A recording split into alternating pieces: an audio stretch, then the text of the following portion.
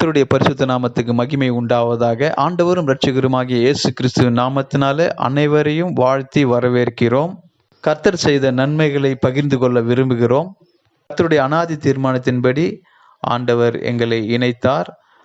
அதற்கு உறுதுணையாக இருந்த பாஸ்டர் சாமுவேல் மற்றும் பாஸ்டர் ஜேம்ஸ் அவர்களுக்கு நன்றி கூறுகிறோம். அதன் பின் 2013 ஸ்தேவான் என்ற ஒரு மகனை எங்களுக்கு ஆண்டவர் கொடுத்தார்.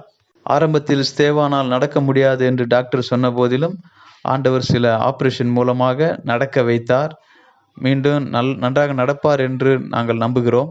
அதன் பின்பு இரண்டாவது ஒரு அழகான ஆண் மகனை ஆண்டவர் கொடுத்தார், யெஷுவா மிராக்கல். அவர் 5 மாதம் கருவில் இருக்கும்போது ஸ்கேன் பண்ணி பார்த்தால் டாக்டர் சொன்னாங்க, அவருக்கு நிறைய உறுப்புகள் பாதிக்கப்பட்டிருக்கு, நீங்கள் அபார்ஷன் பண்ணணும், கருக்கலைப்பு பண்ணணும்னு சொன்னாங்க. நாங்களும் அதுக்கு தயாராகிட்டோம். ஆனால் சில ஊழியர்கள், அதாவது பாஸ்டர்மார்கள் இது மாதிரி நீங்கள் கிறிஸ்தவர்களாக இருக்க நம்ம கருக்கலைப்பு செய்யக்கூடாது, கருவில் இருக்கிற குழந்தைய நம்ம கொல்லக்கூடாதுன்னு சொன்னாங்க. எனவே கர்த்தருடைய வார்த்தையாக நாங்கள் அதை ஏற்றுக்கொண்டு நாங்கள் கருக்கலைப்பு செய்வதை விட்டுட்டு வீட்டுக்கு வந்துட்டோம். அதன் பிறகு நாங்கள் செக்கப் போனோம். 10 மாதம் ஆச்சு. நல்ல ஒரு சுகப்பிரசவத்தில் ஆண் மகனை கொடுத்தார். அவர் 1 வாரத்தில் ஆண்டவருடைய சமூகத்துக்கே போயிட்டார். இந்த சூழ்நிலை நாங்கள் ரொம்ப மனதளவில் பாதிக்கப்பட்டோம்.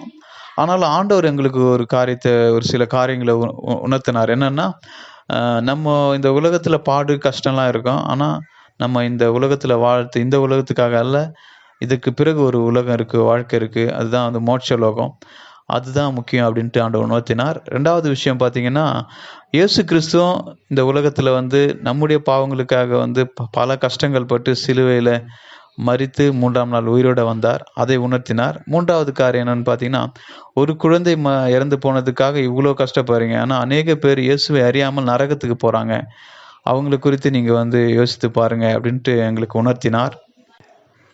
அதன் பிறகு பல டாக்டருங்க சொன்னாங்க, அடுத்த குழந்தை உங்களுக்கு வேணாம், அந்த குழந்தை பிறந்தாலும் இந்த குழந்தைக்கு ஜெனட்டிக் ப்ராப்ளம் இருக்கிறதுனால அந்த குழந்தைக்கு நிறைய பிரச்சனை வரும், இதோடு நீங்கள் நிப்பாட்டிக்குங்க அப்படின்னு சொன்னாங்க.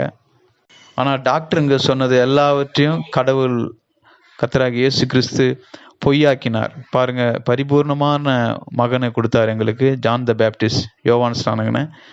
1 வருடமாக ஜான் த பேப்டிஸ்ட்டை நல்ல பரிபூர்ணமான சுகத்தோடு ஆண்டவர் பாதுகாத்து வந்ததுக்காக ஆண்டவருக்கு கோடான கோடி ஸ்தோத்திரம். ஆமென்.